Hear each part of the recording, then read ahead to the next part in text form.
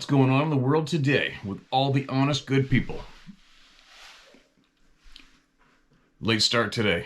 Sarah and I were had quite the day yesterday. Can't believe she stepped up to the plate, did what she did with processing our chickens, just the two of us.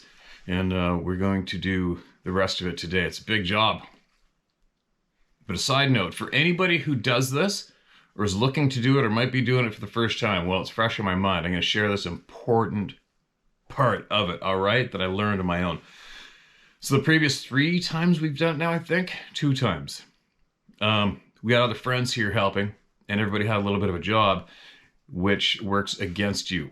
So when the person is dipping the chickens in the hot water to get the right temperature, for the plucker, that's wrong, because the person who's dipping doesn't understand, excuse me, just how long to do it. It's trial and error, you know, so the plucker will be like, it's too hot, the skin's tearing, it's ruining the chicken. And then the dipper tries to govern the water and how long they're dipping, but meanwhile, they're not really familiar with how hard it is for the feathers to come out. So what I'm saying to you guys is, because I was doing the dipping and the plucking, almost every single bird was perfect and it was way faster. Thank God. So there you go. Anyway, Sarah stepped up to the plate. We got her some gloves and a work table, and she did the cleaning. And then we both did the fine plucking and packaging till late into the night. We got halfway done, and today's the rest of the job's going to get done today. So there you go, you guys. I wanted to pass on that valuable lesson that I learned on my own. Me, Mr. Trial and Error, no matter what people tell me. Got to do it myself anyway and find out if it sucks or not. The plucker and the dipper needs to be the same person when processing your own chickens. How's that for today's tip? What else? Quick note. I think most everybody realizes that I listen to people. That's all I listen to, as a rule, especially today. And I'm learning a lot. I listened to Jackson Hinkle. Jackson Hinkle? And, oh no, my brain's farting. Scott Ritter. If you can, listen to Jackson Hinkle and Scott Ritter on Rumble. It's a short one. Listen to them for some knowledge. The more I listen to the people, including all of you, the more absolutely in your face everything is going on, everything that's been taught to us has been a lie, unfortunately. I know it's not a conspiracy, I'm not a rabbit hole technician. It's fact. It's fact. That's why we're here. That's what motivates me. And that's what I've always said along the whole ride, is this topic for me is one of the easiest ones that I can deliver to the people on my own, to absolutely show and prove that we have been lied to and misled from the very beginning. That's what comes out of a first-hand experience with something that shouldn't be for many of us, is the realization that we are being misled and lied to severely. It's a real shitty deal. It's a real shitty deal. But it motivates me. It motivates me nonstop. And I do know that the recipe to possibly becoming happier, becoming more free, having a fair crack at life with all the true knowledge we can obtain, is coming from this. This is a good recipe of delivery. It's a good thing to make sure that every single human gets heard. That is massively, it's a very, very powerful thing. It's big power. It's very big power. That's why a handful of people who realize that they could harness the power of the people have, and what they've done with it has been pretty dark. But it's huge power. It's amazing to watch and be a part of the huge power that comes from every single human being heard. It's huge. It's crazy. And it all falls into place and makes me understand more easily why we have been, the power of our voices have been suppressed and taken away from us for so long. That's why. It's cut and dried.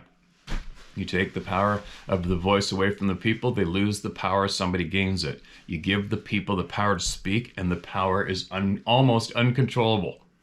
Well, it is uncontrollable, right? That's the key, the control, the word control. Anyways, I'm babbling. I'm babbling. Got some voices need to be heard, right? It's very, very important. No matter how frustrating it is for so many people, it's so repetitive. Get your head out of your ass. Realize the power significance of hearing every voice. It is huge. Huge. That'll be Adventure Dog chewing on a bone out there, an elk bone I pulled out of the freezer for her. Morning routine. Look, this is red. Listen to this. A short, simple one, Steve. Perfect for me. Maybe, maybe not. Well, let me start by saying thank you for what you do. The no bullshit, tell it how it is method seems to be working well. Here, here. It is working great. I have a sighting story for you. You may use my name. It is not the most exciting story. However, I used to be the biggest non-believer out there. Until 3 a.m. while me and my husband, at the time, were making our return trip home from Vince, Florida, with our daughter, fast asleep in the back seat. We live in Missouri and went to Venice, Florida for a chance to look at homes and a possible new location for my husband's job. We had a great trip. But on our 2-day trip home, I'll never forget. Sitting up in the front seat, I had just given my husband a drink and settled back into my seat. When I looked off to my right side, and there it was, standing, with its arm bent, draped on top of the blue highway/county sign. It was like he was just perched there, resting, waiting for us to pass so he could cross the road. Now, we were on a 4-lane highway that was split. 2-lane highway with a center of trees in the middle. We were driving through Chattanooga, Tennessee. It was 3 a.m., and I can still see it clear as day. He had dark reddish brown long hair. He did not move at all. But this sign was sitting off the highway quite a bit. It was one of those blue rectangular signs for the county. This Bigfoot was leaning downward, and it was under his armpit area. So his shoulders and head still taller than this already tall sign. And I asked my husband if he saw it too, but no such luck. My daughter thinks I'm crazy, but I know what I saw. Thanks again, Steve. Angel Hoochin. Did you say to use your name, Angel? I hope you didn't say not to use it. There I go, looking in the beginning again. All right, there we go. The biggest non-believer has a face-to-face. Welcome to the club. And then again, when you think about it, you know, when you have these emails come in, the first thing you got to think about is,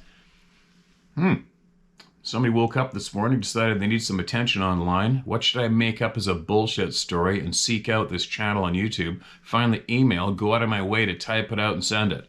Because I'm bored, need attention, said frickin' nobody. Nearly.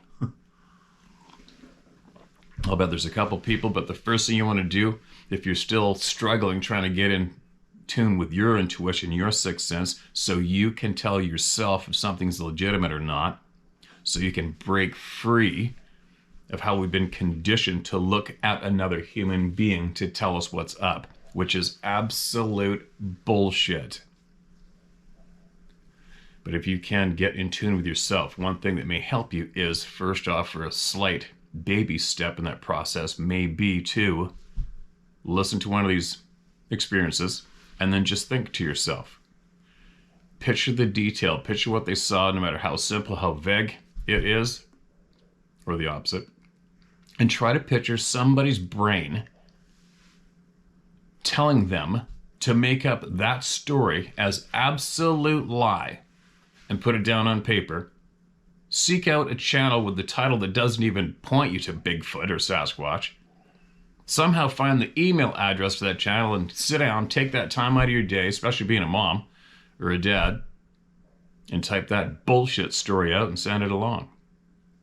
Think about that one, you guys.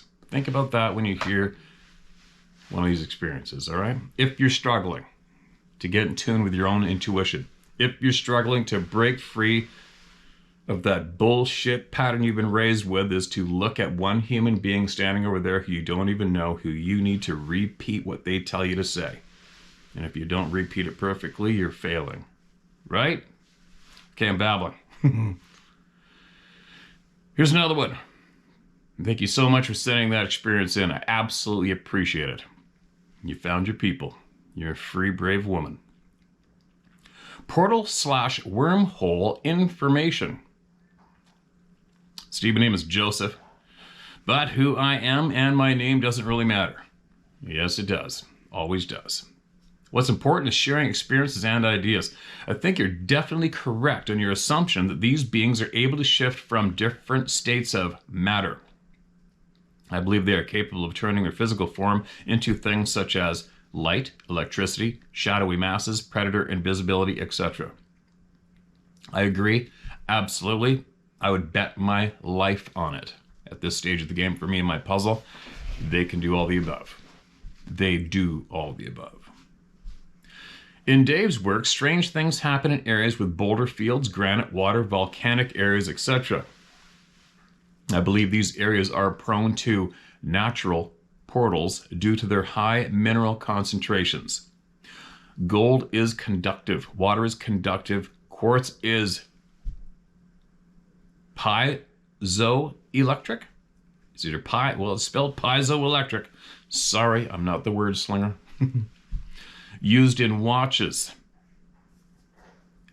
It's my belief, at least for now because we're always learning, that these beings, among other entities, are able to more easily manipulate portals/wormholes in natural portal locations.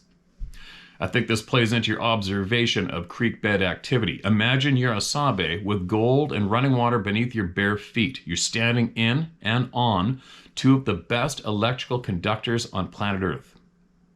They've figured out quantum physics, and because they share our world, when they aren't in the world of their made origin, they're going to use natural resources to their advantage, just as we do. This is not to say it's impossible for them to create a portal without these natural resources entirely, just difficult and possibly dangerous to themselves. I think some may try to scare people away from portal locations. I think it's possible something with intent to harm, sabe or otherwise, could possibly manipulate a person and/or the environment to go into a portal just the same. Just some thoughts. Joseph G. Okay, man. I'm super stoked that your wheels are turning in that direction because I strongly feel it's the right direction. All right? I know there's a lot of people that aren't quite up to that. I don't know. Let's just say we're in a flight of stairs of knowledge at the 20th flight right now. That's about the 20th flight for a lot of people, and there's always going to be a bunch of people at the first stair. The second stair in the flight of 20 on this channel right now, right? There's going to be a lot of people kind of freaked out when they're just starting to accept the fact that some of these beings are ripping around. And then to come here and listen to us talking about other dimensions and being able to become transparent, right? Well, that's a whole bunch of steps up the flight, all right? But I'm confident everybody's going to catch up eventually. Now, that's another thing that's kind of somewhat has my attention right now too, like I said yesterday, is these areas. I don't know what a portal is exactly, so I can't deliver what it is. So for me, I even sometimes at times have a hesitation to call something that I don't know anything about, such as what people refer to as a portal, because I don't know. All I know is there is a time, an area where weird shit goes down. And the one that happened just down the road from here with that man that wrote in the other day about being teenagers, and all of a sudden they saw this being standing there on the logging road. And then they wake up a ways away in a culvert under the frickin' highway. So, can anybody dictate to me that was a portal experience? Nope. You can speculate, you can guess. My friend Kelly Dan from Mount Currie. His friend was in the front of the pack of people. Comes to on the trail up behind them. Doesn't know how he got there. Was that a, quote, portal, end quote? I don't know. All I know, it was a space, an area in the forest that weird shit happens. All right? It's an easy way for me to describe it. Now, what I am curious about is that area at that time, is it there in that space around that trail? Was it intentionally placed there? Or is there some type of energy that just aligns? Like, in a way, if you could visualize it, it's kind of like how the northern lights dance around. When you see the northern lights in the sky, they just appear some nights and they're moving around all over the place. It's really bizarre to watch. And if you didn't know what they were and you saw a real good example of it, it'd scare the shit out of you if you didn't know what it was. It's very bizarre to watch its movement. It's so crazy. But anyways, I'm pretty certain there is no being controlling the northern lights or their pattern or when they show up, right? Easily proven. They have a good explanation for the northern lights. What I'm saying is, the northern lights, looking at them as a visual, is a good example of what my mind is trying to wrap around when it comes to an area on the ground where some of these innocent people are losing time and showing up somewhere else all of a sudden, and when they're originally just walking down the trail. So that area that they walked into, the big question for me is that area being manipulated by someone or somebody, right? Or does that area just happen to, like the northern white lights waving through the sky and shifting over there, is all of a sudden that chunk of energy shifting and being boom right there on that trail randomly? And those areas, are they being sought out by these beings? Or do these beings follow these areas as they move? You know what I mean? My brain's, it's tough to get the thoughts between my ears delivered to you smoothly at times. Okay, I hope you're picking up what I'm putting down. But that's one big question for me. I accept the fact that something changes, some kind of energy changes randomly in the forest today. Who knows? Maybe even the city. We don't know. I don't know. But I can tell you right now, it does happen out here. I've accepted that. But I need to know more. I want to know if these beings that people are seeing, are they in control of these areas? Or do they follow these areas? Are they closely connected to the area? Can they not get too far from these areas when they show up? Right? What do you think, Adventure Dog? What do you think? Hopefully you don't run into one by accident and disappear on me. Now, who's next? What's next? This is titled, "This Gave Me Chills." At the beginning of the video you posted yesterday, something caught my eye. I know you don't care for pics, but I had to share. Maybe you already know. Maybe I'm crazy, but that looks like two beings. First one has a large forehead, and I can see a nose. The second one looks almost, heck, I don't know what it could be. Bear with me as I try to make them more clear. The first one, you can see his brow furrows. Then it straightens out. And there's some photos.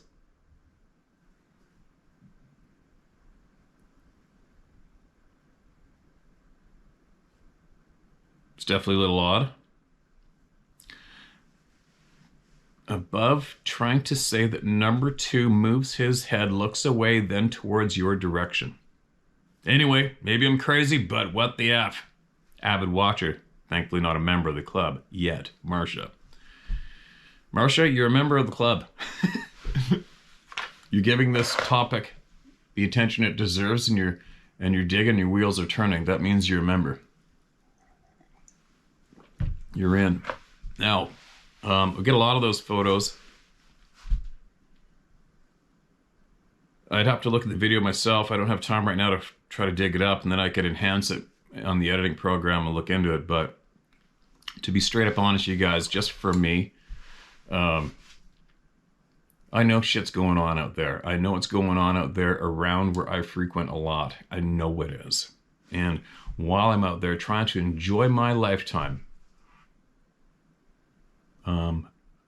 like I said, I share with everybody in the dark in the morning. I always say, just leave me alone. I know you're here. You know I'm here. Leave me alone, right? So there isn't a question in my mind. I'm watched a lot. So far, I'm still here. I'm healthy. They let me be, right?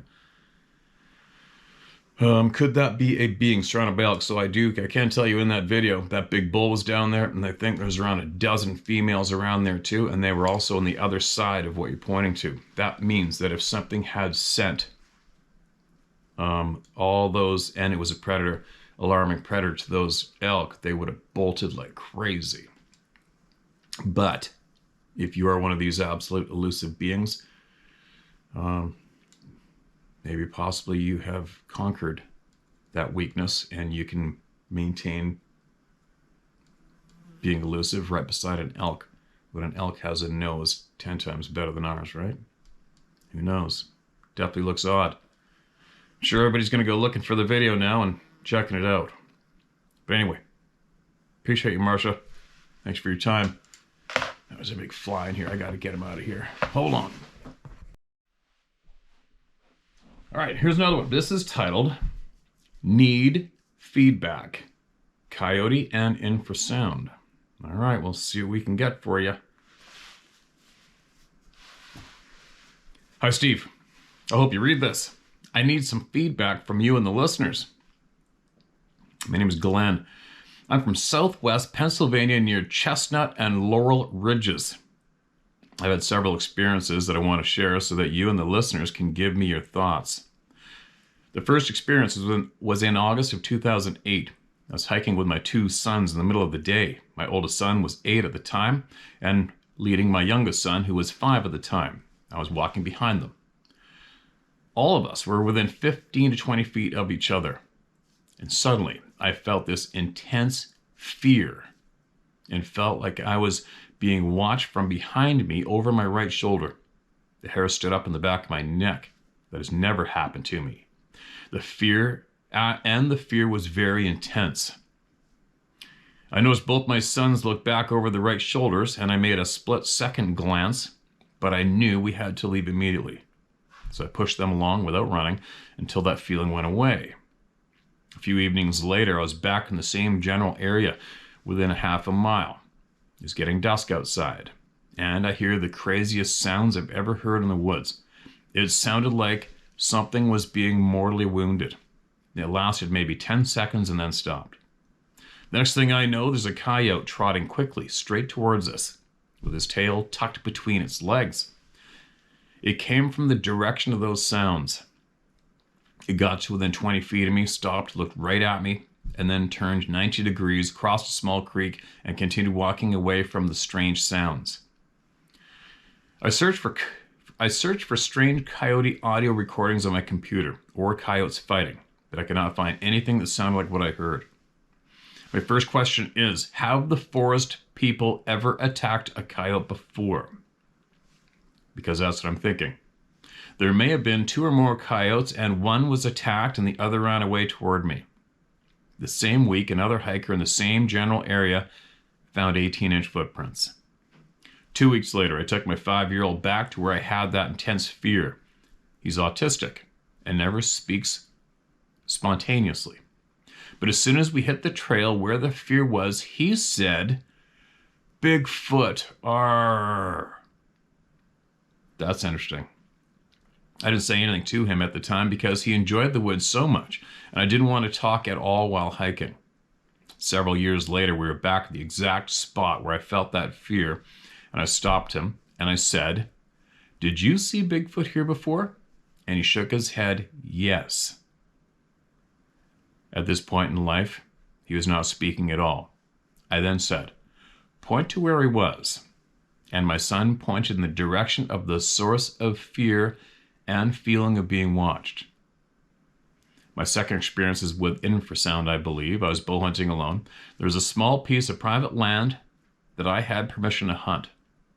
There are high-tension power lines that run through the property. There's a semi-hidden trail that follows 90 degrees off of the power lines. I cut up into the trail, going uphill for a short distance, then the area levels out, and I have this feeling of a strong presence on the entire east side of the trail. I was unnerved a little because I know there's black bear in the area. One took a dump right there in the middle of the trail I'm on, but I felt like this is something more than a bear, and possibly more than one thing. I know it's stupid, but I arrowed my bow and walked slowly back to where I have a ground blind next to a big oak tree. I didn't have that feeling of a presence at my blind on the west side of the trail, but it was quiet and no activity. So I decided to leave the area, but not go back the same way I came in. So I walked what I thought was a semicircle in the northerly direction through some brush and trees. I've had it here before and walked all around, not needing a map to get to where I wanted to go. I have a pretty good sense of direction in the woods. So I thought I would come out to the trail beyond where I felt the presence earlier, and I did. But when I hit the trail, I knew I had to turn left to get back to the power lines. Well, without any feeling of a presence or anything odd, I turned left and started walking about 5 steps. And I realized I was 180 degrees off of my mental bearings. In other words, walking back to my blind. I don't think I lost any time, but I have no idea how I got turned around like that. Like I had to be on the east side, wrong side of the trail to walk out in the correct direction. Second question. Do you think it was forest people using infrasound and disorienting me? Maybe because I arrowed my bow and pissed them off. Thank you for your time, Steve. Stay safe out there. Oh, dude, I don't know, man. I don't know if I'm the right guy to ask, Glenn. The coyote thing and these beings, I can't explain that. It's one that puzzles me. I don't know what's up with that one. Haven't a clue. It's really bizarre, right? Of all the animals that could be associated commonly, the sounds with these beings, why coyote? Don't know. I have shot a lot of wolves in my past, and a lot of that activity was where a lot of these sightings are. I'm just making note of this, and from what I can tell, they didn't give a flying shit. They didn't care. They didn't try to prevent anything, didn't mess with any of my sets, didn't scare me out of there. It never did anything to try to divert me from my success at eliminating a handful of wolves when it needed to be done. So, do I think they have some kind of special connection with canines like we do? No, I don't. Obviously, while I'm dealing with wolves, I'm also catching a fair amount of coyotes. So I'm just saying, from what I can see and what I can tell, they don't give a flying shit that I was eliminating wolves and coyotes. It's a very, very, very confusing point being made so often, is such a strong pattern in our faces about the sounds of coyotes, right? Coinciding with hearing those screams or even a sighting. Why is that? That is such a bizarre missing puzzle piece right there, right, you guys? Why the hell is that? I don't know. Haven't a clue. Were they pissed at you for having an arrow and on or off of your bow? I don't think they've got that kind of time and energy for us, myself. You know what I mean? But the area where you're at, the energy, the feelings, disoriented, losing your direction. All right, maybe all that goes back to what I'm talking to as that particular area on the trail, on the hill, on the mountain, whatever. What's going on there? What's going on? Is it there full time? Does it randomly show up like the Northern Lights and goes away, shifts over there? I don't know. Does that have something to do with what we're talking about? More than likely. What controls these areas of energy? Who controls those areas of energy? Is it a natural occurrence? Is somebody doing it? That's the big question, right? That's the big question. My answer to your questions is probably more confusing than the questions. It's what I got right now. Holy, we have a book. And I mean a book and a half right here.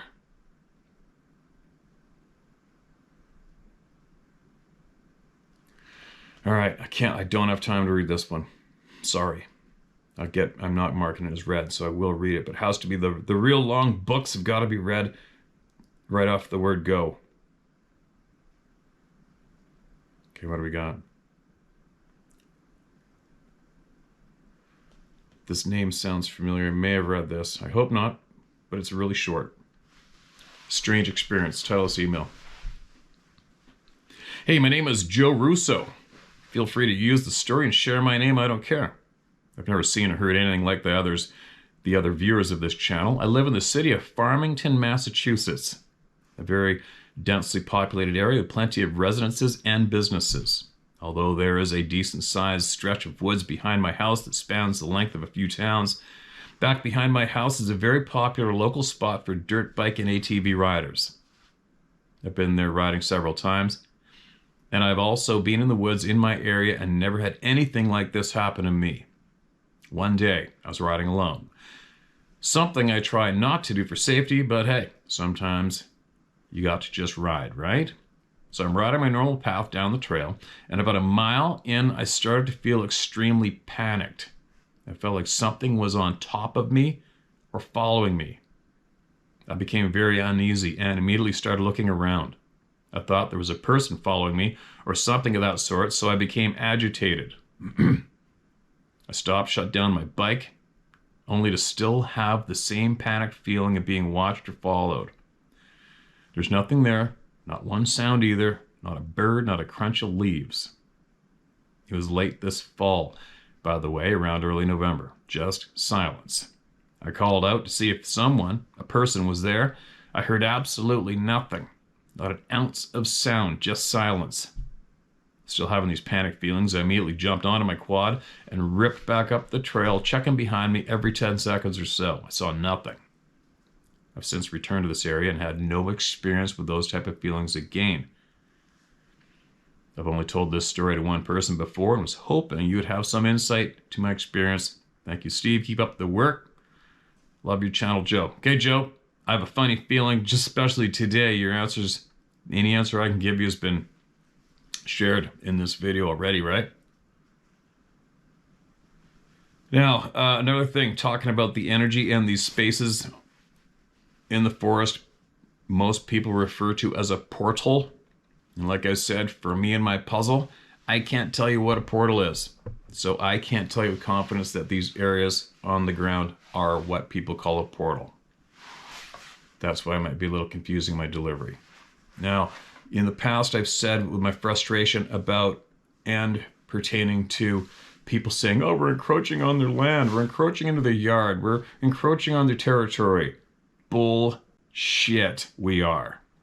Now I would bet my life on the fact that not a chance in hell we're encroaching on their territory. Not a frickin' chance in hell. I've taken you all to where I go and frequent all the time, and I've shown you a 360 with the drone. There's no way. So what the point I'm about to make is my frustration in the past with all of that land, all of those mountains and valleys and game-rich areas, which I have shown you guys with the drone. There's no arguing about it. There is so much land out there and space for these beings, if they were full-time residents, to avoid us so easily. Right? Yet, non-stop, we're bumping into these beings and they have a look of shock. They'll have a look of being terrified when we see them and they run. Doesn't make sense to me. Now, this may possibly be relating back to these areas on the ground, in the trail, surrounding a few trees, whatever you want to call it, these areas. Are these beings closely linked with these energy areas? They have to be by them, within a distance of them, and they can't control where these areas shift to or move to. Possibly, right? I'm just trying to figure it out for me, why something that is so skilled compared to us with their senses and what they can do physically. I could avoid humans if I didn't need a fire. I could avoid you're not going to find me. There's no way you're going to find me. I'll be aware of your thermal stuff, your cameras, your drones. I'll be aware of everything easily, and I will go where you guys don't go. You're not going to find me. It's not going to happen, right? Unless my hands are tied, and at times I have to be right there or within 500 meters of right there as that space shifts on the face of the planet. Possibly. Right? That's the only thing I can come up with to why we keep bumping into these beings. Why? And while they are able to hang out right there, maybe they're playing games with us because they can, because randomly that energy field, I might refer to it as, a portal, whatever, has shifted on the face of the planet and ended up right there for X amount of time. Maybe, I don't know. Which enables these beings to be in proximity of us. And while they're there, which may be a short time, they're going to F with us. Possibly. Observe us. Possibly. But they know they can't be seen. Why not? Right? My brain's really ripping today, isn't it? All right. One more. This one's not too long. Hello, Steve. I'm writing from Oldham County, Kentucky. I love your channel. I've been watching for about a year. I never thought much about Sasquatch or who or what they are until things started happening near my fiance's home. He has a house that backs up to several miles of woods. There's a very large back deck that comes off the second level of his house where I love to hang out in the evenings year-round.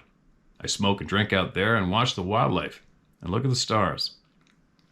Several times I have felt an oppressive fear for no reason that I knew of. I would try and get my dog to come outside with me, and she would refuse. Other times she would hang out with me out there. A very strange incident happened in February 2021. I'd gone in and out repeatedly one Saturday night with nothing weird, and when I went out again, all hell broke loose. I usually have my mag flashlight in my hands to scope out animals in eye shine. I opened the door and I stepped out onto the deck, and something big made a large ruckus near the garbage cans at the bottom of the deck. I aimed the flashlight thinking I'd see a raccoon or possum, but I saw a large black curved body come off the side of the middle of a tree trunk, about 15 feet off the ground. This happened in about 3 seconds. My brain is trying to wrap around what the F just happened. Then this crazy noise came out of the woods from the opposite side of the back deck, about 150 yards away. I told my guy it was a cacophony, discordant noises. That's a new one. Cacophony, discordant noises happening simultaneously. It sounded like a herd of gorillas grunting and huffing with a flock of wild turkeys or something shrieking all at the same time. I aimed the light and nothing. It lasted for about 5 or 10 seconds and then just silence. I started questioning my sanity. I booked it inside and my guy looked at me and asked what's wrong. After relaying my experience, I really felt like I was purposely drawn away from whatever was near the deck and the trees to the noise in the woods. A week later, my guy, a former police detective who really doesn't like anything paranormal, said, quote, "Well, I think I heard something big in the woods too," end quote. He had heard something large and bipedal when he was getting in his truck. Just thought I'd share. Carol from Kentucky. Feel free to share my name and location. Gotcha, Carol. Appreciate you. Oldham County, Kentucky. Got it, you guys? And maybe somebody else is there. And that's going to knee-jerk them to share with us. Now, what's this one? Got another short one I could probably rip out here quick. Okay, hold on. Let me mark this as red. Kentucky. Every state, every province, right? Every continent. This is titled Kakwa Area and Two Lakes, Alberta. Kakwa Area and Two Lakes, Alberta. A story about a photography hike through the... Sorry, there's a little bit of a weird emoji. Made me hesitate. February 27th, 2021 at Kakwa/Two Lakes, Alberta. Just to inform you about the location. Your Sasquatch, grizzlies, COVID, and a fire mate mentioned the Knox. So I feel I should tell about my incident to someone who can appreciate a story from a 63-year-old that likes to wilderness hike, forage organically, and take pictures. I was just walking, looking up at the sky through the trees surrounding the trail. Then, at that point, I turned around on the trail just ahead of me. When the trail went uphill with fir/spruce trees on both sides, a tree branch, 1/3 of the way up a tree on the side of the tree, dipped. So I waited to see and capture an owl fly off, but nothing. So I turned around to walk back, pausing a lot. Halfway back on my walk, I heard logs hitting 30 feet away to the right of me. I hid behind a tree immediately to figure out what it was because I was walking a sled trail alone with my camera, waiting for my son to finish plowing around their sled camp trailer. But no more noise. I walked backwards and paused and hid occasionally till I could see another person and 2 crows and a whiskey jack. Then walked quickly the rest of the way. I knew something was unusual because I was in the open on a groomed trail. So for someone to make that noise, was for attention, which I was not going to explore. I just copied and pasted instead of commenting on the video because. By the way, James Gary Sheldon, bear attack guy. And Annika. All right. Mentioning Gary Sheldon, the biologist with the bear attack books. That was random. I didn't even know why you mentioned that. All right, that's fine. A little bit of confusion in this, but that's okay. All right, gotcha. So basically you heard what a lot of people call the wood knock, right? And I've heard what sounded like logs, a log hitting a tree. And I guess what we can make use of is the area for sure. Kakwa, Two Lakes, Alberta. Excuse me. So it sounds like it's a popular sledding destination, right? So that means there's probably a lot more people there than just you guys. So if anybody's had anything odd happen there, I'm sure they're possibly here listening. And maybe they're going to email it in. Maybe. There you go. I guess my brain's kind of ripping today because I got so much to do and get jammed in here. I got to go out and continue on with my processing the chickens, which is a huge stress. Big item for me because it's just a big item. It's a real big, important item. It's hard, time consuming, and you just want it to go smooth. Thank God it's going smooth, but it's exhausting. And I cannot start doing other things and knocking up other things until I get this big chore done. So I'm going to continue doing that. In the meantime, if you want to be enlightened on some global knowledge, which will help point you in the direction of truth and lies, listen to Jackson Hinkle and Scott Ritter on Rumble. Just listen to them. Do a little search, find that, listen to them, all right? There's some major eye poppers going on in that conversation. Big eye poppers. As you guys know, I watch what's going on our planet all the time, and I only listen to straight up human beings, never mainstream news. Another thing too, I'm going to mention to you Canadians right now, a friend of mine in the military, an officer, forwarded me a video, and in it are these criminal ass D-bags getting grilled by the RCMP, who at the top in Canada are absolutely corrupt. But either way, they're trying to there's some of them trying to do something right. But get this one, during the COVID times, they had this app. The Canadian government came up with an app, ArriveCan app, where you had to fill it out before flying back home. Tell them whatever you got to tell them. Well, over $54 million of our money, tax dollars, went into building this app. And believe me, I'm familiar with building apps. I've got my hunting apps out there. $54 million. And they're grilling this guy in the courtroom. The FBI is grilling this loser who took part in building the apps. Apparently him and 2 other people. And apparently he received over $9 million. What? And for all you people out there familiar with building apps, holy shit, right? Anyways, they're asking him, how much money did you make? And this guy is not answering the question. They're blatantly asking him, how much did you make? How much did you make? And he would not answer the question. It's just so amazing to watch the corruption with the people who have learned how to corral our power, right?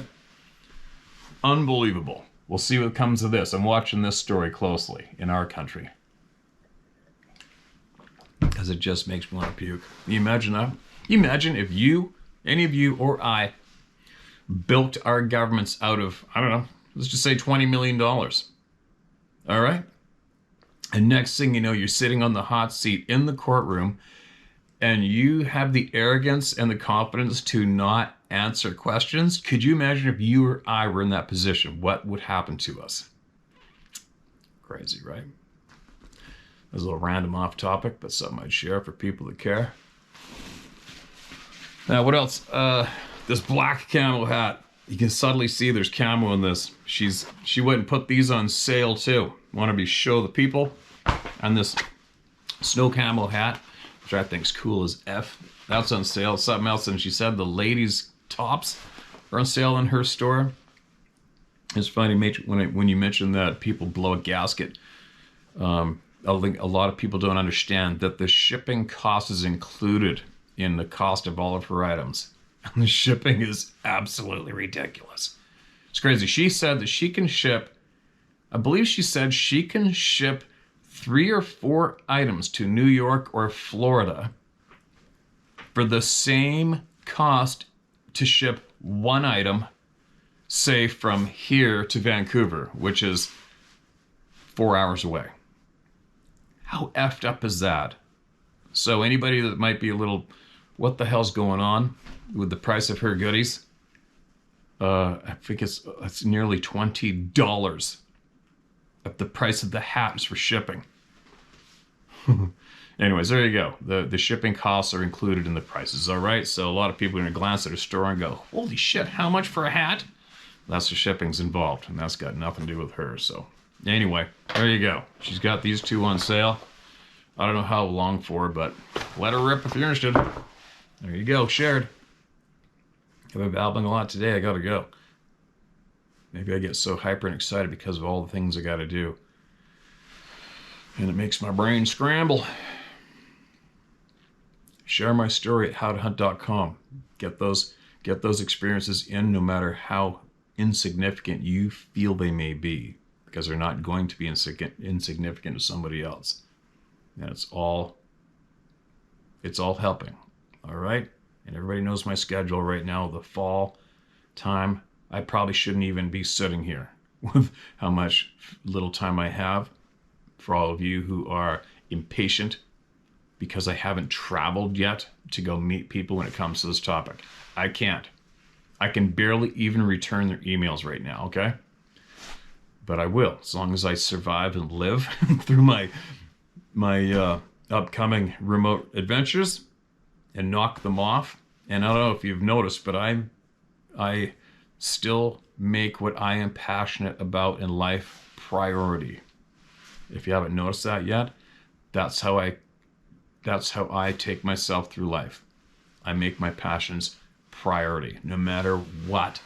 No matter what I got going on, no matter how little time I have, I make sure that I do what I love to do. And that's why I encourage all of you to do the same.